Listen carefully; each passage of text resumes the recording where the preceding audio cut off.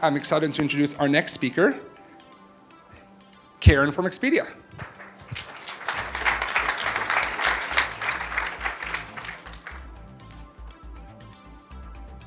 Hello, everyone.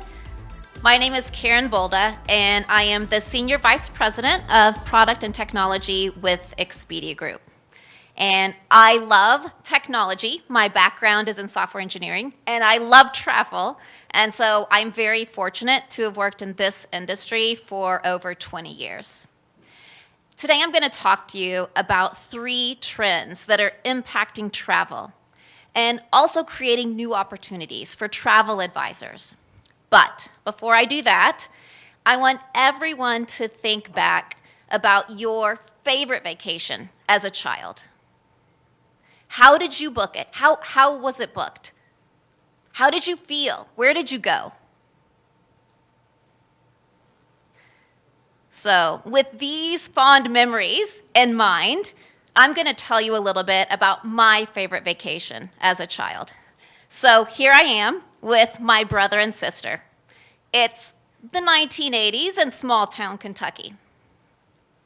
My mom spent weeks booking this vacation. She had phone numbers over here. She had papers over there. Until finally, it was all booked. After it was booked, I anxiously packed my strawberry shortcake backpack while we waited for our airline tickets and confirmations to arrive in the mailbox. I know what you're thinking. Karen, your mom should have used a travel advisor. And you're right. Now, let's fast forward to today. Things look a lot different now. But why we travel, that hasn't changed. And how we feel about travel, that stays the same. But like many things in our lives, technology has accelerated the pace and the type of change in travel. So, for example, 30% of people are looking for inspiration, travel inspiration, on social media. The average US traveler is using 7 to 8 apps throughout their travel experience. Airline apps, hotel apps, map apps, translation apps. And then finally, 60% of people are posting photos on social media when they travel. That is a lot of photos. With so much more technology now at our fingertips, how can we use that to add value to the experience instead of distract from the experience? Travel advisors here today, you know better than anyone else. Travel, it's about discovery, and it's about connection. And at Expedia Group, we have started using traveler-centered design, helping our partners and all of our advisors deliver great experiences for travelers. And when the traveler wins, we all win. So to do that, we really need to understand what's shaping traveler decisions. So that's why today I'm going to talk about 3 key behavioral trends that are shaping how it is that we're developing technology for all of our partners. These are the trend lines to the future, so to speak. So the first is hyperconnectivity. Everything is connected to everything, everywhere. And the second is traveler personal values that impact all of the decisions that a traveler makes. And then last is traveler empowerment and influence, because traveler experiences and expectations influence other travelers. So the first trend, hyperconnectivity. Today, all of our watches connect to our smartphones, connect to our smart home tech. Everything is connected. And this hyperconnectivity, it really started with high-speed mobile device adoption and Web 2.0, and now it's being accelerated through new technology like 5G and Web 3. Just think about this. the number of connected devices across the globe is expected to grow from just over 30 billion in 2020 to 200 billion in 2030. 2030 isn't that far away. And hyperconnectivity is truly shaping and impacting travel and the technology available. The second behavioral trend, this is our personal values. Travelers understand, they make purchasing decisions that reflect their own values. So according to Expedia Group research, 90% of people are looking for sustainable options when they're shopping for travel. And 59%, that's a lot, 59% of travelers are willing to pay more to make a trip more sustainable. And that could be green certified, that could be carbon offsets. But it's not just environmental issues. The healing effect of travel, it's also really important. It's also shaping traveler decisions. More than a third of people are searching for a sense of contentment, mental well-being when they're booking travel. And then finally, and Ethan talked about this earlier, travelers value financial safety. During the pandemic, they wanted to know, will I get a refund? What if something goes wrong when I'm traveling? And the last trend, let's talk about empowerment and influence. We have so much information available at our fingertips with the click of a button. And with all of this, travelers are gaining more and more influence over other travelers. So something like reviews. How many people look at reviews when you're traveling? 92% of people want to see a review before booking. That's a lot. Reviews are the key to building trust with your clients. They trust their advisor to provide a great experience. They trust when their advisor says, this is going to be a great property. And social media, it's also changing the way that we are consuming reviews. For example, we have found that 1 in 3 people are going to opt not to use a travel brand if they've read something negative about that brand on social media. So, how can we work together to make sure that we are meeting expectations, exceeding expectations of travelers? What do these trends tell us about how people are making decisions? And how does that impact the technology that we're building? One thing about technology trends is clear, and that is more and more of our behavior, more of our decisions will be shaped and changed by technology. And that brings us back to where we started. How do we harness technology to bring us closer to travelers? There is so much of our lives, our personal lives, interacting with our digital lives. We have thousands, millions, billions, trillions of signals that help us understand how all of these trends are influencing traveler decisions. If we overlay these behavioral trends with data patterns, how do we put them together to build the right travel experience? How do we turn big data into smart data, into great experiences? I want to share one example of how we are doing this at Expedia Group. We want every customer that's booking on one of our platforms to have an exceptional trip. So we are introducing a guest experience score. This isn't just a review. This is taking in multiple data signals. So adding richness far beyond only the review.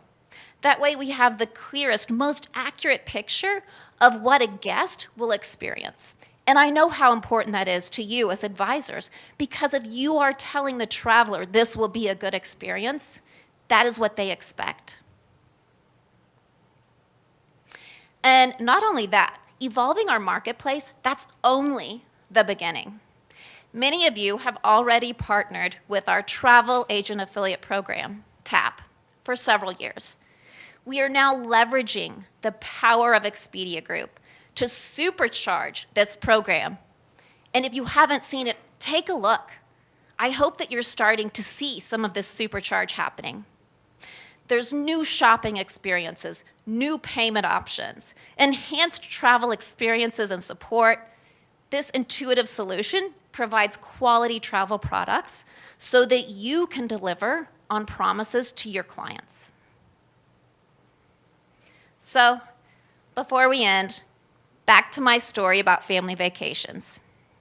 Today, when my kids are home from college and we take a family vacation, we are more confident travelers. We're more adventurous because we have map apps, we have translate apps. And in the coming years, technology is just going to create more and more confidence, more trust in the experience for customers that book on brands like Expedia, but also these customers that are coming to you, coming to all of our advisors. Our goal is to build technology that works harder for us and for you to provide the best traveler experience. And one thing that we know for sure, and that is technology is going to keep changing. It's going to keep evolving. But the joy of travel and of being together, that's going to remain. Thank you. One of the things that I love that you talked about is the consumer experience score and the way that you take multiple data sources to actually come up with something that's much more valuable than a simple review. And that really echoes one of the things we talked about earlier. Think about how to use all the various signals. And even if you have a small business, there are signals coming in from your customers, whether it's the emails they open or the things they talk to you about on your calls, but really trying to use that data to enhance the experience. That's the big opportunity. So we'll open it up for a few minutes of Q&A. And for all of you in the back, we have a few seats in the second row and a few seats in the second and third row over here. So feel free to come grab a seat and we'll open up to some questions. Yes. Yeah, so the question was, she's saying, hey, there are some scenarios where Expedia has a separate set of terms and conditions. And sometimes this is different from if you book directly with the airline. And that is indeed the case. And so Expedia does have some sort of special rates and special options and special things like that that are kind of governed by some different terms and conditions. And so if you have a traveler who has booked directly with the airline, they would call that airline and they would work with the airline to kind of change their flight or make whatever changes that they needed. However, if you have booked through a travel agent or a travel advisor on Expedia, then you would need to work with Expedia. And that is because some of these are kind of special rates that Expedia has worked with these suppliers. Are there any other questions? Yes?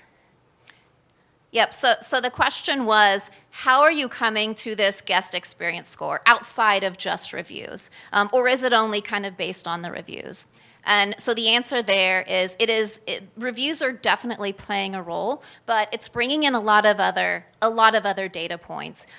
Things about, how often do we see cancellations from this property? So a whole bunch of other data inputs. How often, what is the call volume like? Are there a lot of negative calls that are coming in?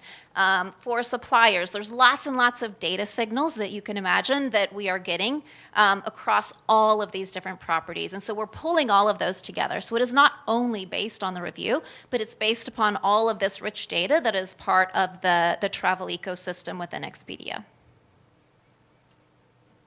Yes? You guys have really been a lot more private. Right, so he's asking a little bit about the private homes that we offer on Expedia. And so some of you may have heard of a company called HomeAway. HomeAway joined the Expedia organization a few years ago. It's been now rebranded as VRBO. That is the organization, that's kind of the focus of some of these properties, these homes that you're talking about. And we do have a team within Expedia that is working with all of those different homeowners or property management companies or any of those folks involved around how are we pricing those. And obviously, kind of working with all of them on how do we then offer a really great experience to the end traveler. Yep, definitely, definitely. And so what he's saying is, yes, so is this going to be the lowest price that we're seeing on Expedia? Could it be in some other channel at some other price for these different homes? And so, yeah, I think as far as that goes, we are putting the emphasis, I would say, on the traveler experience and really trying to make sure that we're providing the best of experiences. Pricing is certainly one component of that, but definitely I think you're exactly right. If we are giving the customer a price, we need that price not to change. And I think that might be the challenge that you're talking about, is maybe someone books a given price and then there's sort of sometimes there's some of those like fine print costs with some of these homes, like cleaning fees and things like that. I'm just really, it might be 850. Gotcha. Yeah, absolutely. And this is a really important comment too, because this is where some of the trends we're talking about come together with some of what we heard from Hopper around price guarantee and things like that. There are ways to actually put these trends together, but I think the point Keith makes is incredibly important. Yep. Awesome. We have time for one last question, please. Yes. What do you see as the biggest incentive for travel advisors? Yeah, so the question was, why should a travel advisor use Expedia, and do these end properties, do they value an advisor booking at the same way as kind of an OTA booking, say from Expedia.com? And I think the answer to that is definitely the travel advisor affiliate program. So we obviously offer very competitive commissions. We offer inventory that you could not access across many other different channels that are only available, a lot of rates that are only available on Expedia. And so I think there's a lot of other incentives for advisors to book on Expedia and access, this very rich inventory and these unique rates. And then as far as, how the property views those bookings, so properties a lot of times, whenever they see advisor bookings, every property is going to be different. Ideally, a property is getting those signals to know, like, hey, this is a family booking, this is a corp travel booking, this is an advisor booking, and that's definitely something that we have been looking at, is how do we get all of those right signals to properties so that when the guest shows up, they have all of that information. Thank you very much. And I encourage you, like I said before, follow up with both Karen, and one of her colleagues is here as well afterwards. I think the feedback that you're sharing is critical for them as we think about deepening potential partnerships and whatnot. So thank you for these great questions. And next, we are going to have our very own Travis from Virtuoso. Hello. Okay, so I'm going to talk about two of my favorite technologies, quantum mechanics and yoga. So this is inspiring, and one of the things that we might be thinking is, how does all this stuff connect together? Where are we headed? And so I'm going to take a little bit of a different path. And yoga helps us become a more connected human being. And the process is to kind of go inward and reprogram our thoughts, kind of get our identity figured out, what matters, know that we're okay, everything's fine. So actually, if anybody wants to stand and stretch, please do. Take a deep breath. You've been sitting a long time. But the pandemic has really given us a time, each as a company, to do the same, which is to really go inward and rediscover a lot of the same things. So as I go through some topics like software standards and digital architecture today, just remember it's all yoga, okay? So it's kind of choose your own adventure. This is either about yoga or it's about software architecture, one or the other. Okay, so I need my clicker. Here it is. Okay, so what the quantum scientists and yogis, told you it was going to be about yoga, have both, what they both hold true as an absolute truth is that understanding the future is just a matter of observation. You create the future by where you focus your attention. We see this behavior in humans. Choose to observe the events in a negative way, and you have a negative experience in the world. Choose to see things as positive, and that same world is a positive world. Working in 7 different industries, over the past 20 years has provided me with an opportunity to see patterns in ways that companies and industries kind of embrace and manage their way through technology change. To quantum scientists and yogis, those patterns are of no surprise. They're just simply humans in different time and space observing the same needs and outcomes, and thus manifesting similar realities. Let's have a look at some of these patterns. The first pattern deals with a company's mindset, which greatly influences their choice to embrace technology in either an open or closed manner. The open path is an opportunity to transform and possibly come out stronger. Sounds like yoga. The closed path is one of resistance to change and attachment to past, and it generally comes with lots of suffering and maybe even death, as was the case with Blockbuster, one of many companies who failed to embrace change. The second pattern is the decision to establish and/or embrace a common way of doing things, such as how something is designed, how it operates, or how various components of a system communicate with each other. Remember, this is just yoga. We call these technology standards. A primary example is when a company chooses to migrate their data from hundreds of spreadsheets managed by employees on thousands of different machines and put that into a centralized system. That's a big step. That's a big undertaking in of itself. Another step is to change how that data is structured. In some spreadsheets, a customer's first name and last name are in the same field. In other spreadsheets, they're in two different fields. And it's stored in different proprietary formats, making it much more complex. Equally important is the decision on whether to adopt proprietary or open standards, which will have a profound impact on a company's ability to operate beyond itself and across the different companies and across industries. A spoiler alert, open standards win in transformation and innovation race. We have seen time and time again where the adoption of proprietary standards leads to an imbalance of control and hinders the pace of innovation and exchange of value.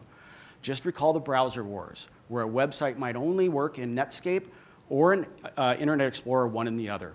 And that drove, the consumers were driven nuts, businesses wasted a great deal of time and resources, money, and innovation was most certainly stalled. Imagine a world in which you wanted to develop a mobile app. And to do so, you had to negotiate an extensive legal contract with each major telecommunications company. And then you had to figure out how to connect to each of their proprietary network platforms. Imagine the time and the resources it would take to do that. We would still be in the world of phones just used for voice and texts. We would have no Instagram, no Spotify, no TikTok, which brings us to the next pattern, the arrival of open platforms that embrace those open standards. An open platform allows for certain components of itself to be edited, modified, and adapted to different functionalities and innovations that may not have been envisioned by the developer of that platform. This marks a critical tipping point. Disruptive innovation in most industries comes from the new entrants, the startups. And one of the biggest barriers to entry is the cost and time needed to connect to data controlled by the incumbents. In the news industry, it was the likes of Reuters, AP, and the broadcast television networks. In healthcare, it's the payers and the multiple healthcare providers. Travel's no different. Many in this room are keenly aware of the significant cost required to connect to proprietary GDS systems. Each startup must bear these costs. It's a waste of time and resources. In the near future is a world where open standards and open platforms make it easy for tech travel innovators to plug in and bring new and enhanced functionality without a massive investment. With open mindsets, standards, and platforms, we have the ingredients for magic to happen by way of data being unlocked and shared within and between companies. That in turn leads to new market, business, and product insights. Though to be competitive, to Galad's point, it's no longer enough just to translate data into insights. To reach customers and meet them where they are at with the right experiences, companies need to discover actionable insights quickly. Today, this is the primary data trend that differentiates leading marketing organizations from the followers. That is exactly what Virtuoso has placed significant investment in when we went inward during the pandemic. It's a next-generation digital platform to surface insights and rapidly build customer experiences from omni-channel data. Let's unpack that statement, and starting with the very top, labeled in number 1, representing all the disparate areas where you gather customer data across different channels, platforms, and systems. To make that data usable, we need to centralize and standardize that data, marked by number 2 at the bottom of the slide, where we've been doing by migrating all of our data into a cloud data platform. This step alone has yielded tremendous value already by way of quickly being able to query, access, and take action on data, for everything of generating reports for our customers to near-time, real-time decision-making through all of the technologies labeled in 3, 4, and 5. Those areas 3, 4, and 5 allow us to test and learn in quick iterations. For example, the ability to retarget customers with personalized email campaigns based on omnichannel data. Let's be a little more specific. Let's analyze clients that had canceled bookings and later completed new bookings post-shutdown as a result of an email campaign, and then update that campaign in real time to further lift engagement and conversions. We're getting close to enabling the real-time nature of this scenario with machine learning. Today, we have a team of data scientists creating data models that drive this system with insights, and we just deployed our first email campaign through the system earlier this month. This digital foundation will enable intelligence of numerous Virtuoso products and experiences, including Wanderlist, the Training Academy, private label sites, and the much-anticipated redesign of Virtuoso B2B experience. All of this will be customized for our customers and partners and innovators' preferences, interests, and their specific roles. The path ahead in the travel industry is that of tremendous expansion, driven by the virtuous loop of data insights and new customer experiences. Machine learning, AI, Web3, and many other exciting technologies will help us in dealing with a massive volume of data to provide everyone with more targeted, relevant, and trusted experiences. So, go observe, create the future. Let's do it together. If you want to dig deeper, please drop by the Product Design Lab, where you'll meet the Virtuoso staff from our technology, product design, and product management teams. They're prepared and ready to give demos, show prototypes, reimagine everything about standards or APIs, platforms, tools, third-party tools, and how we're going to integrate them together, product experiences. And we're working on that with all of you in collaboration with our customers and our partners. That was my talk on yoga. Thank you very much.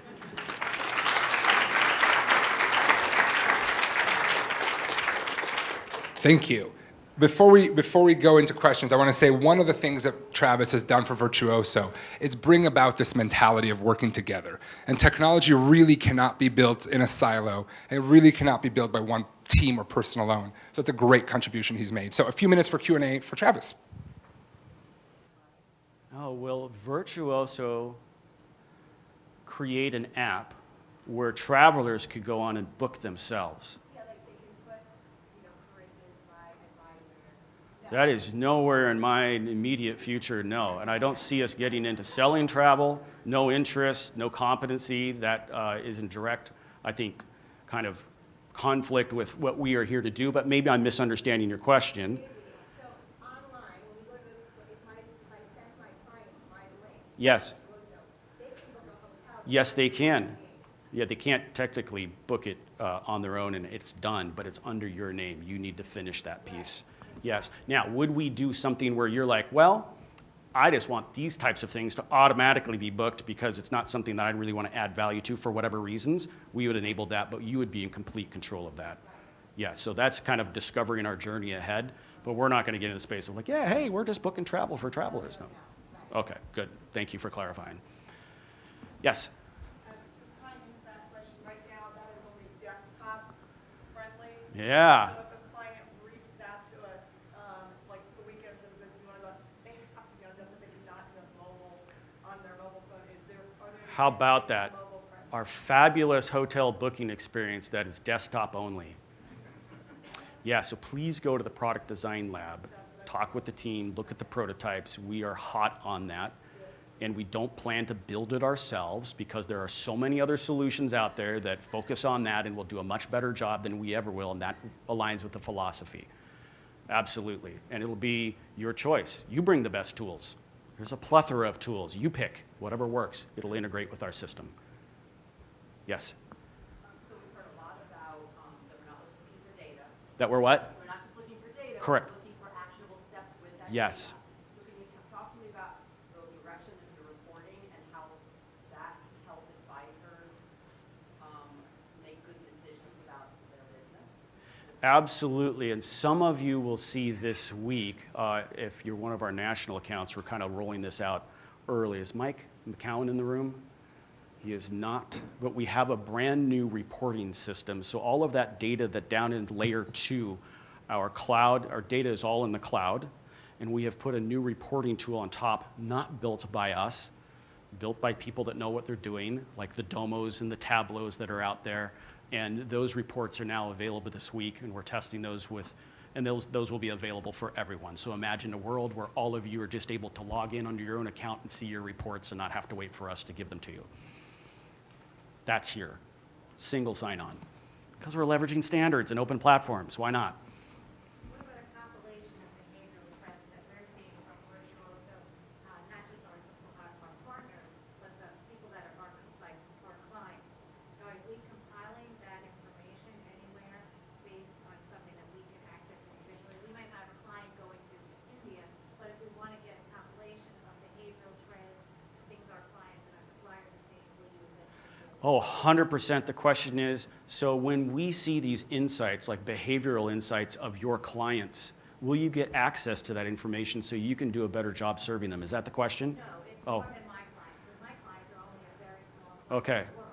So let's say I want to learn more about The trends. trends, Yes. future trends, and Yes. other advisors' learnings, Yes. as well as supplier learning. Absolutely. Will That's, there be a place to say, yeah. okay, whether it's destination-driven or demographically driven based on a segment, like a 30 to 30, a millennia group? Yeah, absolutely. How can I access that out of my small fire? That's a great question. Thanks for allowing me to clarify. The question is, will I get access to not only my own client behavior insights, but the trends that are out there so I can understand what the opportunities are?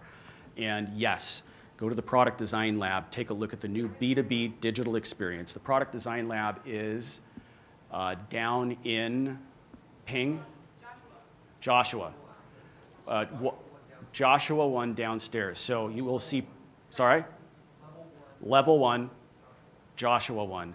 And the new reimagined B2B digital experience is where you'll see prototypes if you'll log in and you'll see your data, and that's where you can interact with the product design team on, like, specifically, I'd like to see these kinds of things. But yeah, we want to surface that data to you because that's an opportunity of the network together. Right, and we'll be able to see that globally. Go- Not just our segment of what we're doing, correct?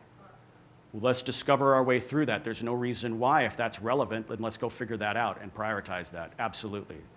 Okay? Great question. Thank you. Do I have time for one more? Okay. Yes. Really excited to hear what you're doing with the Virtuoso platform. There are also some other exciting startups that are being developed right now that are coming up over the Yes. today that are specifically for travel advisors and travel users. Yes. My understanding is Virtuoso Incubator is no longer in place. You're doing this now. Yes. So what are we going to do to continue supporting new startups in the ecosystem? Would you guys want to do this again next year? Okay, so we'll do that. Maybe even have a few more startups join us. Maybe we'll have a few more startups join us. I've shut down 7 startups myself and only had 1 succeed. So I've done 8 startups. I know the pain. I love the startups. And one of the things, I've also got the experience of being in some big companies that have lots of resources but struggle with innovation. And so one of the things we can do together is kind of bring all that together. We've got a lot of resources. We've got a lot of mindset here. We've got a lot of shared ground. And there's so many innovators out there trying to break through. And all we need to do is agree on some standards and agree on some open platforms and start connecting together. And we're doing that. So we're doing that with some of the folks you're going to see today. We're Scion. Is it Scion or is it Sion? Let's correct it. Sion. Sion, thank you. So anyway, my friends say Scion, so I just sort of like my last name, it goes wrong. So Sion, we're doing that work, right? So you guys have said, Sion, we want to use Sion. Great, let's integrate with Sion. Now in the future, we'll make that easier through some of the open APIs. We'll talk that in Tech Summit 2.0 that we're working on. But right now, it's kind of a hard struggle, but we're invested in doing that. Thank you.